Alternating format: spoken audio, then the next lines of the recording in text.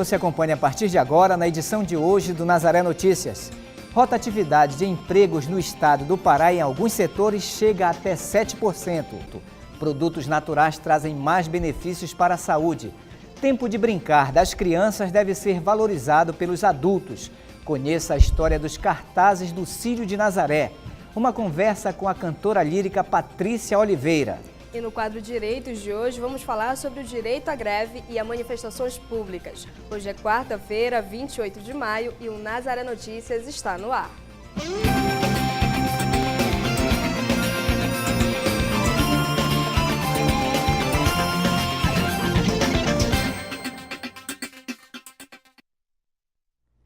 A edição de hoje começa falando do mercado de trabalho. Durante o mês de abril, a rotatividade de empregos na área da construção civil no Pará foi de quase 7%. Nos outros setores, houve um saldo positivo. Apenas Belém apresentou um vínculo negativo de trabalho.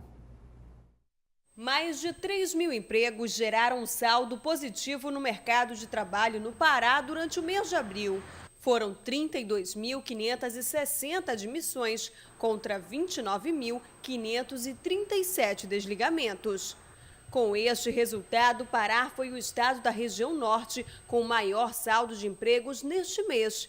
O estudo foi elaborado pela Diretoria Socioeconômica do IDESP. A gente chama atenção para a permanência, porque imagina só, setores que têm ciclos bem definidos força ainda mais com que o empregador não aposte num funcionário, no empregado, né? Setores que já têm, né, menos tempo assim definido, né, como por exemplo o extrativo mineral, né, faz com que essas empresas, até pela escassez de mão de obra, acabe promovendo também conhecimento, aperfeiçoamento, capacitação do funcionário. A gente consegue enxergar nesse setor uma permanência maior e uma rotatividade também menor. Enquanto os municípios de Altamira, Canaã dos Carajás e Paragominas foram os três com maior geração de novos empregos no Pará, a capital Belém se destacou pelo saldo negativo. Esta movimentação no mercado de trabalho com admissões e desligamentos leva à rotatividade do emprego. O setor da construção civil é o que mais gera rotatividade nos empregos. De certa forma, este comportamento já é previsto pelos especialistas. Isto porque os empreendimentos ligados a este setor possuem etapas e prazos bem definidos para a conclusão das obras. No mês de abril, a rotatividade na construção civil foi de quase 7% no Pará. E um fenômeno interessante que ocorre no Pará, especificamente, é que nos últimos anos tem crescido, né, esse mercado de trabalho na construção civil, com várias obras, várias construções, vários empreendimentos ocorridos no estado, e acontece com que os trabalhadores também tenham mais opção de escolha, né. Essa opção faz também com que os trabalhadores passem a migrar de empreendimento para outro com mais facilidade, né. A Câmara Municipal de Macapá aprovou um projeto de lei que aplica multa a quem for flagrado jogado lixo em via pública. A matéria foi aceita por unanimidade pelos 23 vereadores presentes. A lei deverá ser encaminhada à Prefeitura de Macapá até sexta-feira. A punição a quem praticar a infração vai variar entre R$ 50 e R$ 2.000, conforme o tipo de lixo depositado em via pública. O projeto começará a valer em 180 dias após a sanção da lei. A fiscalização ficará a cargo da Prefeitura através de fiscais e da Guarda Municipal.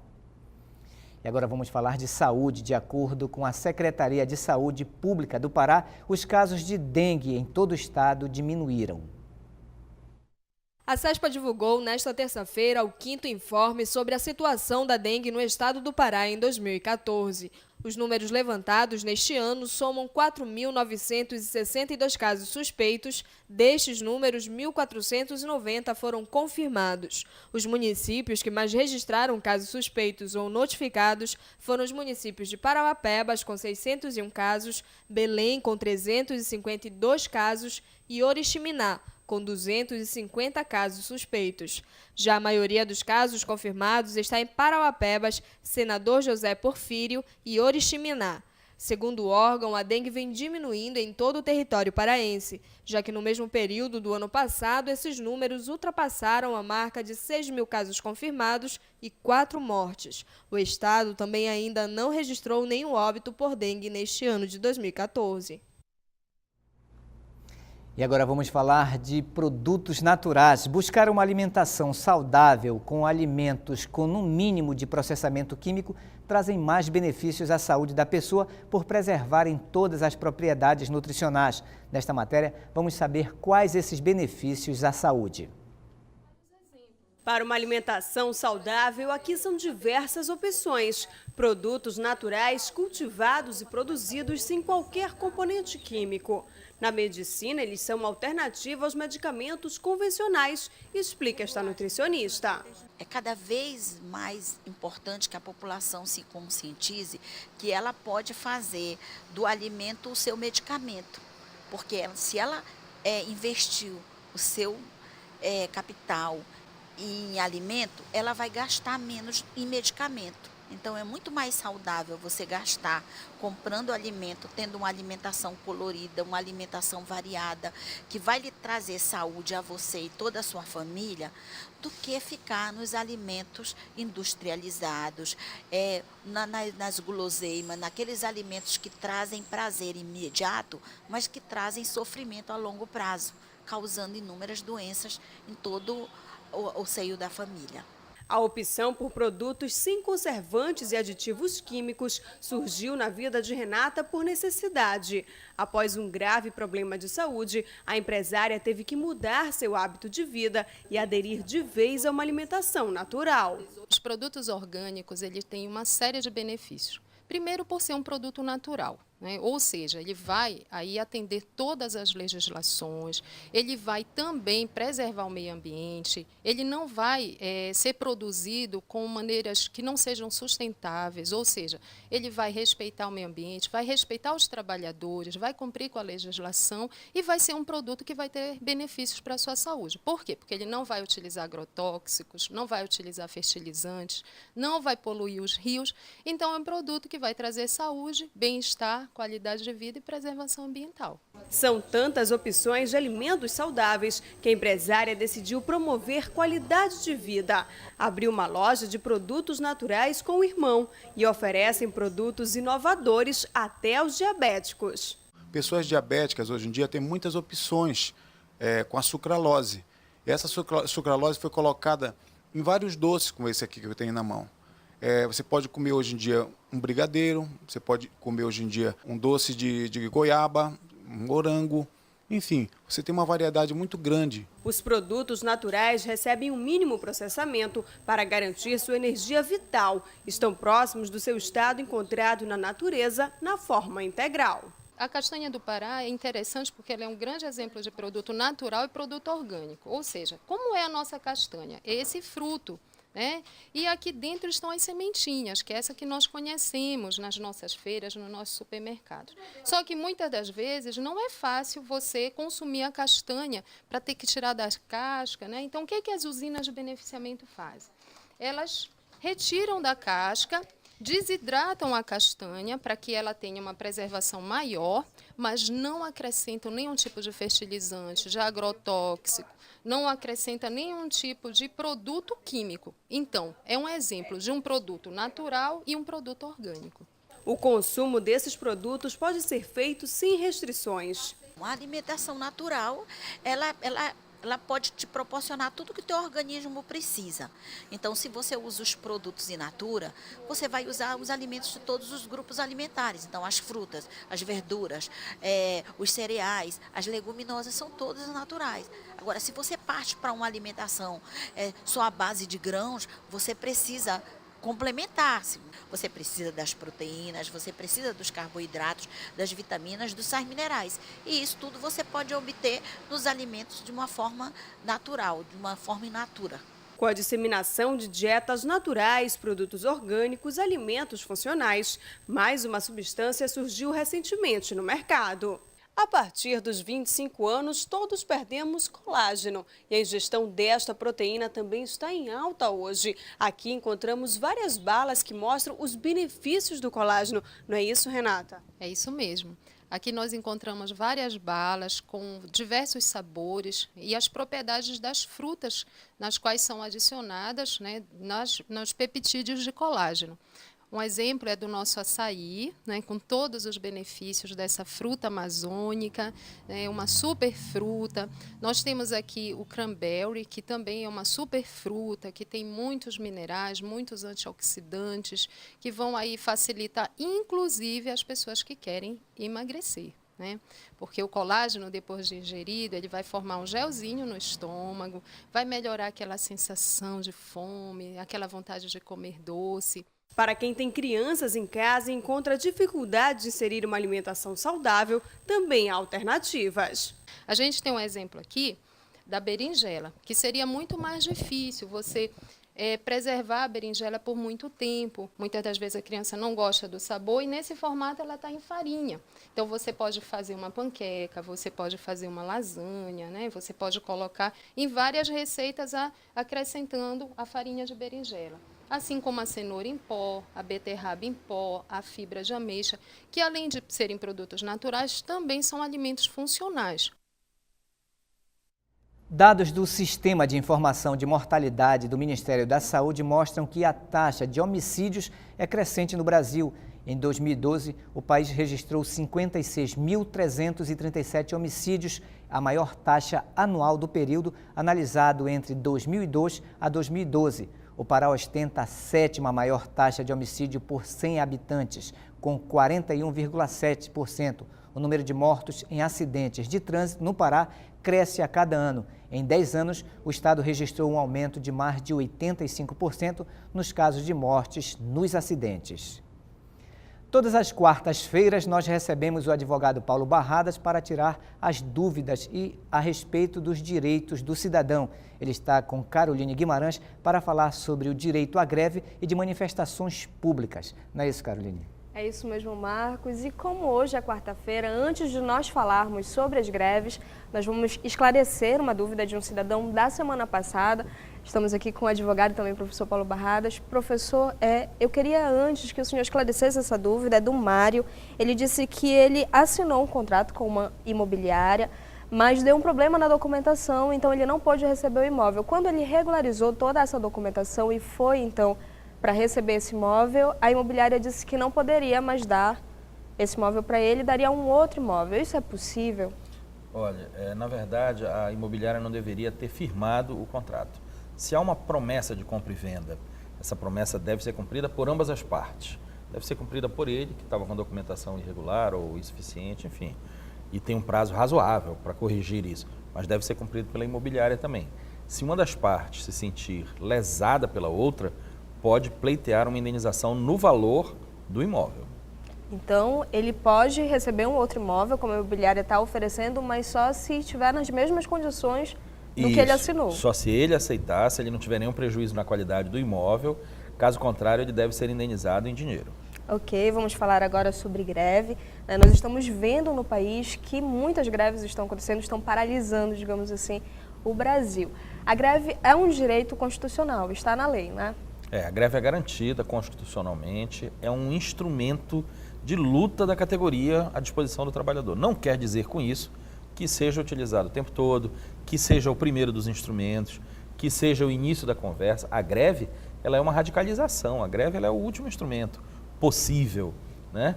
E tem mais, a greve ela não se aplica da mesma forma em todas as categorias.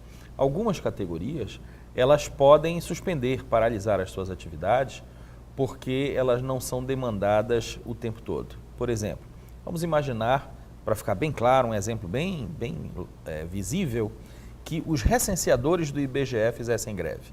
Ora, os recenseadores só são demandados em períodos de censo.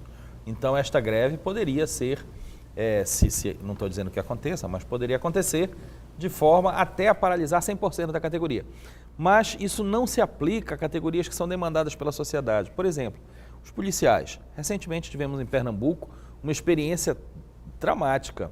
A categoria dos policiais civis entrou em greve, paralisou 100% e se iniciou uma onda de saques por toda a cidade, por todas as cidades.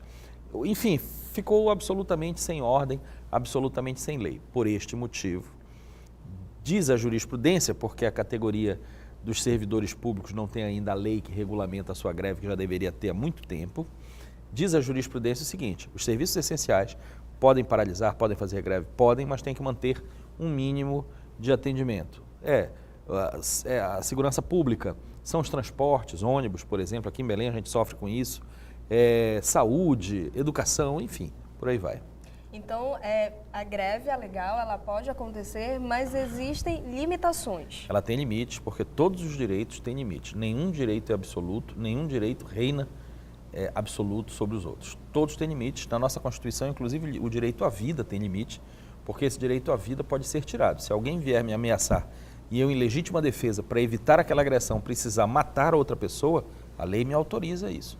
Então, nem o direito à vida é absoluto, todos os direitos têm que ser dosados dentro de uma proporcionalidade razoável para que não haja prejuízos sociais ou prejuízos a quem quer que seja. Agora, o senhor falou há pouco que a greve ela pode acontecer, mas ela deve ser o último recurso, né? Quando as pessoas devem grevar? Quer dizer, o que essas categorias podem fazer antes da greve? Pois é, essas categorias devem negociar, é importante que elas negociem. Os sindicatos servem para negociação uma vez por ano, na data base das categorias. Os sindicatos das categorias vão entrar em contato com os sindicatos patronais e vão apresentar uma série de reivindicações. Essas reivindicações, uma vez negociadas, vão se converter na convenção coletiva de trabalho. São regras, além das regras gerais para todas as categorias, vamos ter aquela somente para essa categoria. Se não houver acordo entre as partes, isso deverá ser ajuizado e aí nós teremos o dissídio coletivo, aí virá por determinação legal. Mas verifique que até a gente chegar no impasse completo que importe na greve, nós temos ainda um longo caminho de negociação. A greve não é interesse de ninguém e o serviço mal prestado, servidores ou empregados insatisfeitos não é o objetivo de ninguém, mas claro, as empresas pretendem o lucro, isso também é garantido na Constituição, e isso deve ser dosado com muita tranquilidade, com muito bom senso e com muita competência, evitando-se a greve tanto quanto possível. Obrigada, doutor Paulo. Daqui a pouco nós voltamos com mais informações e é sempre bom lembrar as pessoas que quiserem participar conosco, podem, através do 4006-9211. Marcos. Os estudantes que tiverem interesse em se inscrever por meio do Enem para a Universidade de Coimbra, em Portugal, têm até o dia 13 de junho para fazer a inscrição. Para concorrer a uma das 630 vagas, é necessário que o aluno tenha tido nota mínima de 600 pontos nos exames de 2011, 2012 e 2013. No entanto, a expectativa do INEP é que o ponto de corte seja por causa dos níveis dos candidatos e por se tratar de uma universidade estrangeira. Os candidatos poderão pleitear vagas em 7 das 8 faculdades disponíveis: Letras, Direito, Ciências e Tecnologia, Farmácia, Economia, Psicologia, Ciências da Educação, Ciências do Desporto e Educação Física. Só não está disponível a Faculdade de Medicina, pois a própria demanda local já é muito maior que o número de vagas. Para se candidatar, os estudantes precisam acessar a página da Universidade de Coimbra, www.uc.pt/Brasil. Uma semana cheia de novidades para quem quer fazer concurso público. A região norte está com 32 concursos abertos, ofertando um total de 2.986 vagas. Somente no estado do Pará são 7 concursos abertos, com destaque aos 2 do Tribunal de Justiça do Estado. Ambos somam 484 oportunidades. Os salários chegam a R$ 4.118,56. As inscrições ficarão abertas até às 16 horas do dia 6 de junho. O Tribunal Regional do Trabalho da 8ª Região no Pará realiza concurso para juiz do trabalho substitutivo. As inscrições serão feitas apenas pelo site www.trt8.jus.br/concursos até o dia 5 de junho. A taxa de inscrição é de R$ 200 e o salário é de R$ 23.997,19. No Amazonas está a maior quantidade de oferta de emprego no serviço público da região. São 12 concursos com 1.285 vagas no total, com destaque para as 741 vagas com salários de até R$ 10.000, para reforçar os quadros da Prefeitura da cidade de Borba. Na cidade de Boca do Acre está a maior remuneração oferecida aos candidatos, até R$ 12.000. São 195 vagas e as inscrições para todos os níveis encerram no dia 30 de maio. Terminou ontem o protesto que bloqueava o acesso aos canteiros de obra da usina de Belo Monte, em Vitória do Xingu, no sudoeste do Pará. Índios de 4 etnias e ribeirinhos protestavam há cerca de 6 dias na rodovia transamazônica, exigindo agilidade da empresa Norte Energia na execução do Plano Básico Ambiental, uma das condicionantes para a construção da hidrelétrica no rio Xingu. O acordo foi decidido após 12 horas de negociação entre representantes do governo e lideranças indígenas. Uma reunião foi marcada para o dia 4 de junho em Brasília, com a presença de representantes da Norte Energia, da Casa Civil, do Ministério da Justiça e da FUNAI.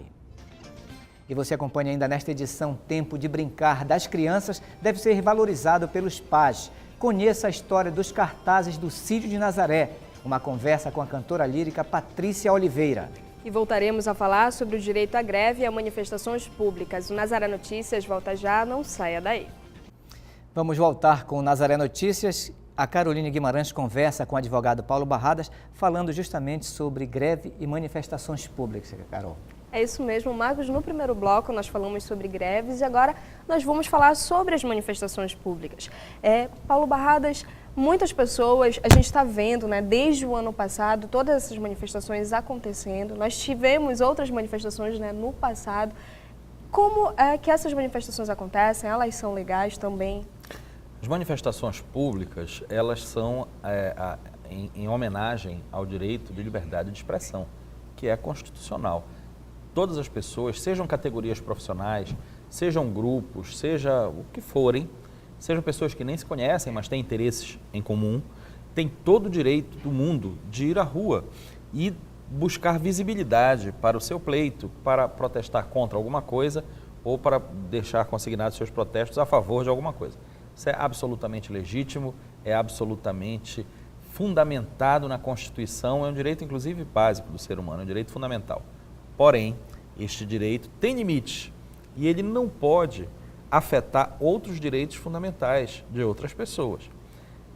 Ir para a rua manifestar o meu pleito é uma coisa, fechar ruas, fechar estradas, fechar bairros ou fechar a cidade toda, isso já é crime, já é outra coisa. Seja perpetrado por categorias profissionais, como foi o caso dos motoristas de ônibus, que fecharam a área todinha ali de São Brás, inclusive com os ônibus, inclusive empresas essas que são autorizadas pela própria prefeitura, que é responsável pelo ir e vir, pela mobilidade das pessoas. Tem até uma secretaria para isso, a Secretaria de Mobilidade Urbana, né? Seja pessoas que não têm uma categoria profissional, como as pessoas que buscavam regularizar os seus títulos no Tribunal Regional Eleitoral, deixaram para ir no último dia, na última hora, não conseguiram e resolveram fechar a rua. E seja até os policiais militares, como já aconteceu aqui em Belém, estão sendo processados por motim, porque infelizmente isso foi motim mesmo, né? É uma agressão e é um crime eu proibir as outras pessoas da liberdade que elas também têm como um direito fundamental de se deslocarem para onde bem desejam, para onde bem precisam se deslocar. Então, vamos dizer que se faça uma manifestação agora, nós aqui no jornal façamos uma manifestação porque estamos insatisfeitos com alguma coisa e vamos fechar a governador José Malcher aí na frente. E as pessoas que estão se dirigindo para o trabalho, que vão voltar agora do almoço, que vão ficar impedidas de voltar para o trabalho, essa falta, esse prejuízo, as pessoas que marcaram consulta há meses e estão indo agora para uma consulta no médico público, que vão perder, quem vai pagar esse prejuízo? Né? Esta agressão, esta interferência na vida das pessoas, configura flagrante do crime do artigo 146, que é o crime do Código Penal, que é o crime de constrangimento ilegal. Eu não posso obrigar uma pessoa a fazer o que ela não pode, nem posso proibi-la de fazer o que ela pode. E aí deveria o Estado, e nunca o fez aqui no Estado do Pará, deveria o Estado ser rigoroso com os líderes do movimento no início. A população, a comunidade está fechando a rua, isto é comum, né? Porque está querendo saneamento, está querendo isso, está querendo aquilo. Começa a botar pneus, a polícia quando chega lá tem que levar logo os cabeças do movimento presos, porque se manifestar é uma coisa. Fechar a rua é outra completamente diferente. Mas a polícia não faz isso, ela organiza. Mas além, professor, de acontecer, de fechar a rua, existem também os prejuízos materiais, né? Muita gente depreda alguns patrimônios. Nesse caso, quem é que é responsável? Isto é pior ainda. É claro que são as pessoas que cometem um crime que não pode ser transferido para ninguém. Isto é pior ainda. Uma categoria que se junta, uma categoria profissional, inclusive, isso acontece. que durante a sua manifestação começa a sair quebrando coisas, ela está provocando. Parece que as pessoas não sabem viver em democracia. Estão pedindo, pelo amor de Deus, para voltar à ditadura, porque parece que seus pleitos só têm coerência na ditadura. Na democracia, eles passam a ser incoerentes. Isso é absolutamente criminoso. Uma vez houve uma manifestação em Ananindeua que fechou a BR. E aí eu ouvi pela imprensa a declaração de um policial rodoviário federal que disse, não, a BR está fechada, mas um grupo daqui dos representantes já foi negociar e nós estamos esperando o regresso deles para eles dizerem quando eles vão liberar. Gente, liberar a rodovia é uma obrigação da Polícia Rodoviária Federal, para isso que existe Polícia Rodoviária Federal. Porque se fosse para esperar manifestante, não precisava pagar nenhum PRF, não precisava pagar ninguém, a sociedade se organizaria sozinha. Então o Estado é silente, é omisso e criminosamente pusilânime, ele é fraco, ele não dá retorno ao cidadão que tem as suas responsabilidades, que leva a vida a sério e que acha que os pleitos podem até ser justos, outros injustos. Quem tem um pleito injusto também tem direito de exercê-lo, porém jamais afetando a vida das outras pessoas. Obrigada, professor Paulo. Lembrando então que fazer manifestação é de direito, mas também respeitando os limites dos direitos das outras pessoas. Sem dúvida, senão é crime. Muito obrigada, doutor Paulo. Lembrando também que você de casa pode sugerir temas para a gente no 4006-9211, não é isso, Marcos? Obrigado, Caroline. Obrigado, doutor Paulo. A Secretaria Nacional de Proteção e Defesa Civil deu início em Santarém, no oeste do Pará, ao curso de gerenciamento de desastres e riscos naturais. O objetivo é capacitar as defesas civis dos municípios do Baixo Amazonas para atender a população atingida por qualquer tipo de desastre. A iniciativa é parte do Programa das Nações Unidas para o Desenvolvimento em parceria com a SEDEC. A capacitação deve fortalecer as parcerias e compartilhar experiências no atendimento à situação de risco. 28 de maio é comemorado o Dia Internacional do Brincar. Criado a partir de 2010, a data lembra aos adultos sobre a importância da preservação e respeito ao tempo das crianças de brincarem. O Nazaré Notícias exibe agora uma reportagem especial sobre brincadeiras de criança.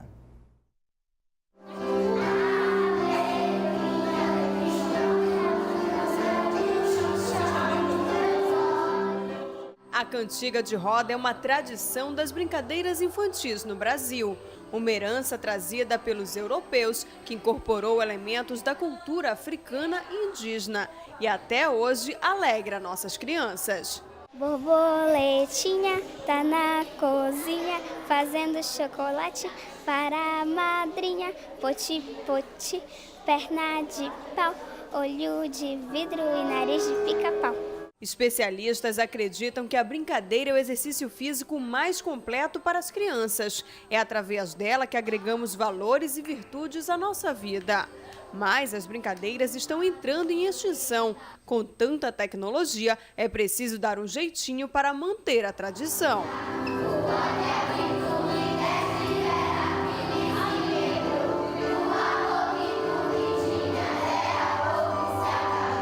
Geralmente eu brinco de noite de pira-pega na rua, aí eu brinco de tarde no meu tablet e quando eu chego da escola eu vejo televisão.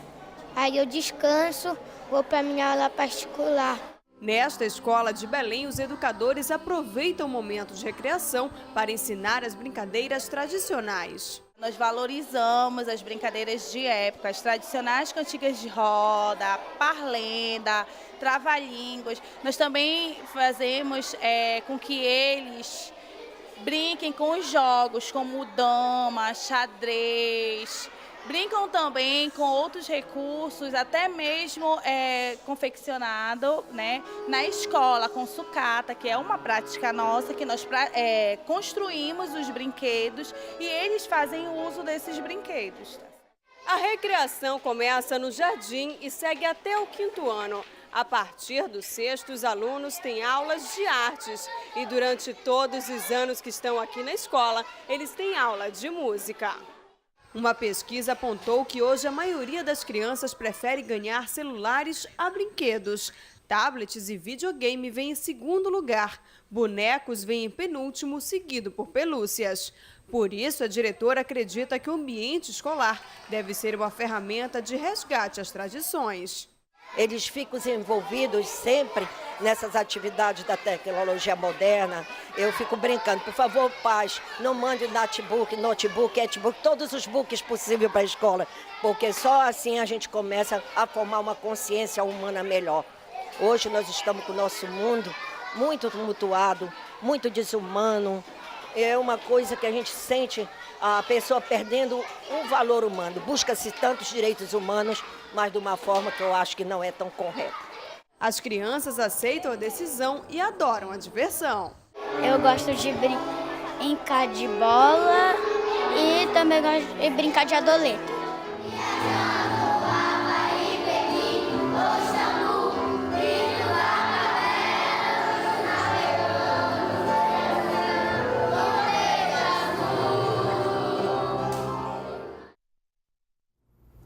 O arcebispo emérito de Olinda e Recife, Dom Helder Câmara, falecido em 1999, pode ter o processo de santificação iniciado pelo Vaticano.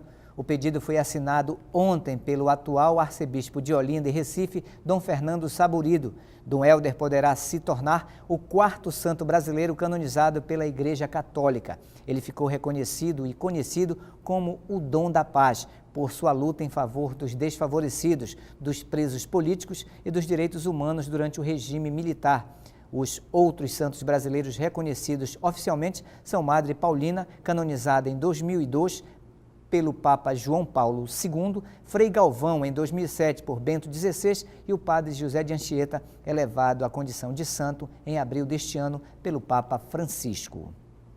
Hoje à noite aconteceu o lançamento oficial do cartaz do Círio 2014. Esse é um dos momentos mais aguardados que antecedem a grande festa em honra a Nossa Senhora de Nazaré. O cartaz faz parte do Círio há 132 anos e se tornou um importante ícone de divulgação desta festa mariana.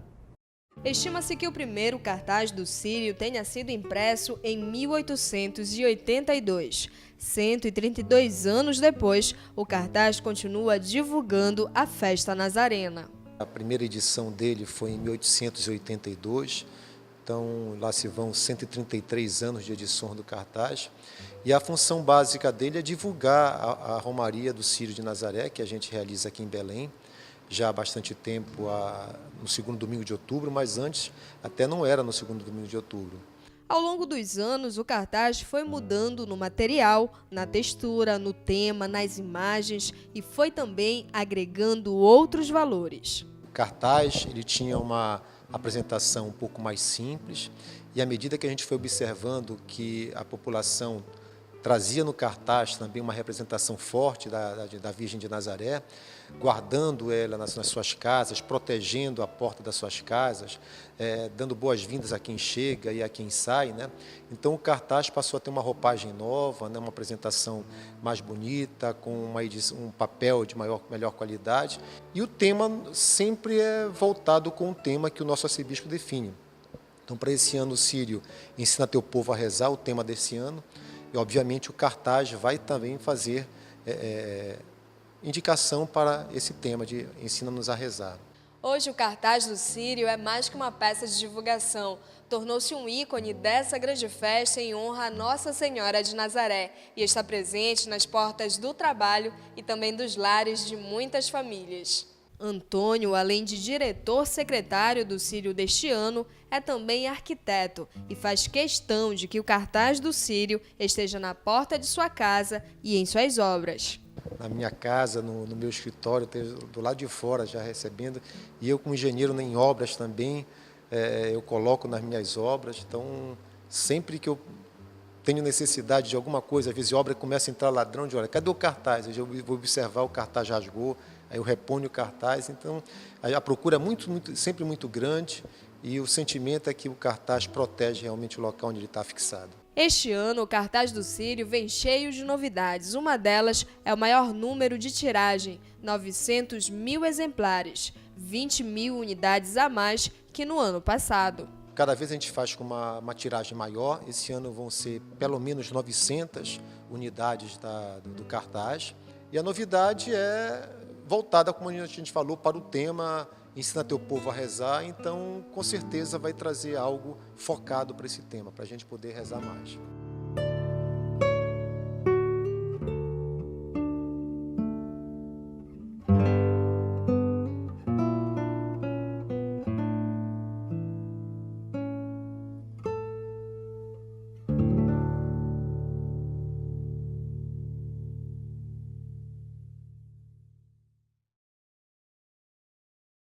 A Fundação Curro Velho já iniciou em Belém o período de inscrições para as oficinas de arte e ofício do mês de junho. São mais de 80 opções para crianças, jovens e adultos. Os documentos necessários para a inscrição são identidade, comprovante de residência e declaração da escola, caso seja aluno da rede pública de ensino.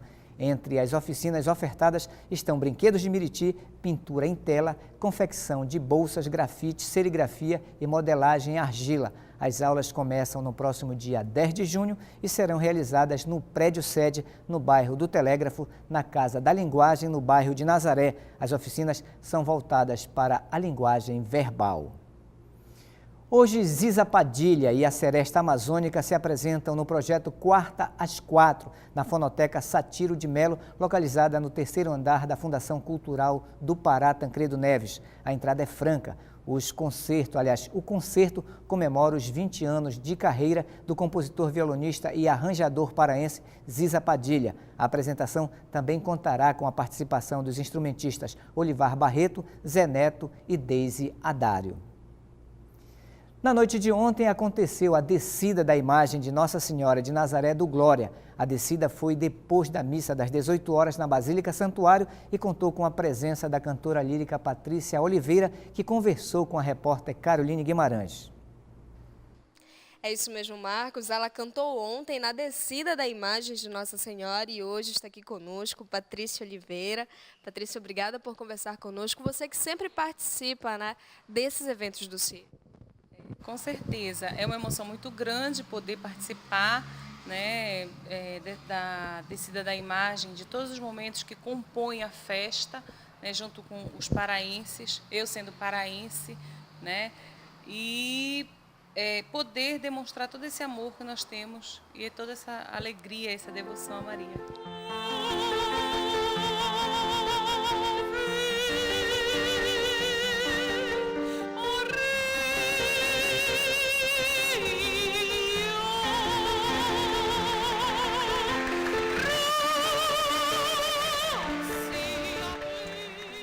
Uma coisa muito que me marca dentro disso é você associar o teu lado profissional, né, artístico. Eu sou cantora, escolhi por devoção, por intuição, pela situação, né, eu acabei me tornando. Eu nunca tive assim, eu quero ser cantora. Eu sempre tive a devoção, mesmo porque eu estudei no Colégio Nazaré.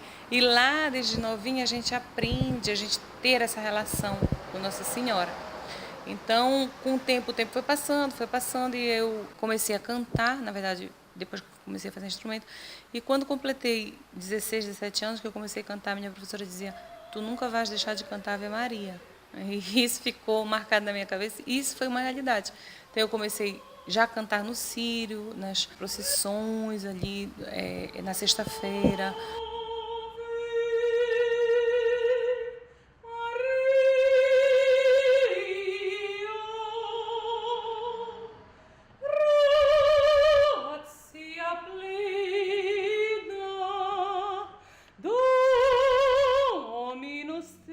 Acho que a música e a religião, elas estão ligadas. Historicamente, isso está aí, né? Você vê os corais tradicionais da Alemanha, você vê enfim, a música litúrgica, né? O canto-chão, a música dentro da igreja. Se você for ver fisicamente as igrejas, a basílica tem um órgão. Então, acho que o Círio de Nazaré é exatamente isso. É a comunhão dessa relação dos seres humanos com eles, principalmente, que é um renovar com o outro e com Nossa Senhora. Obrigada, Patrícia. Então fica o convite para as pessoas conferirem, né, na sexta. Isso, na sexta-feira, às 20 horas, nós vamos fazer esse concerto. Nós vamos, inclusive, arrecadar, quem puder, né, doar leite para um abrigo que cuida de 160 senhoras. E às 8 horas da noite, com cantos sacros, com Ave Marias, e vai ter o coral da Casa Civil, vai ter o coral da SUSIP, a banda da Polícia Mais Tinoco, e nós vamos estar juntos fazendo essa homenagem. E no sábado vai ser a subida da imagem. Muito obrigada, Patrícia. Muito obrigada mesmo por conversar conosco. Lembrando, então, que o evento acontece nesta sexta-feira, às 8 horas da noite. Caroline Guimarães, para o Nazaré Notícias. E essas foram as notícias de hoje. Para dar sugestões de reportagens, ligue para a nossa central de atendimento no número 4006-9211. Se você quiser rever nossos vídeos, acesse o Portal Nazaré, www.fundacionazaré.com.br ou acesse a nossa página no Facebook. O Nazaré Notícias fica por aqui, nos encontraremos amanhã na próxima edição. Até lá!